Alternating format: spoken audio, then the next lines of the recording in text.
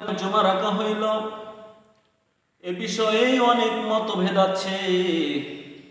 হাদিস শরীফে আছে, হযরত সুলাইমান রাদিয়াল্লাহু তাআলা আনহু বলেন, একবার রাসূল করিম সাল্লাল্লাহু আলাইহি ওয়াসাল্লাম আমাকে জিজ্ঞাসা করিলেন, তুমি কি জানো জুমার দিনের নাম কেন জুমা রাখা হইল?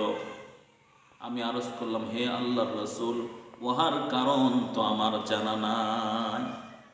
তিনি বললেন, এই দিন তোমাদের পিতা হযরত আদম আলাইহিস সালামকে তৈরির জন্য কাদা মাটি জমা করা হইয়াছিল, এজন্যই এই দিনের নাম জুমা রাখা হইয়াছে। আবার কেউ কেউ বলেন, আদম আলাইহিস সালামের পাঁজর হতে আদি মাতা হাওয়াকে সৃষ্টি করার পর আদম আলাইহিস সালাম ও হাওয়া আলাইহিস সালামের মধ্যে শুক্রবারের দিনই প্রথম মিলন ঘটাইয়াছিল, এই জন্যই এই দিনের নাম জুমা রাখা হইয়াছে। আবার কেউ কেউ বলেন, বেহেশত হইতে নিক্ষিপ্ত হইয়া দীর্ঘকাল বিচ্ছিন্ন থাকার পর আদম ও হাওয়ার মধ্যে এদিনই প্রথম মিলন ঘটাইয়াছিল।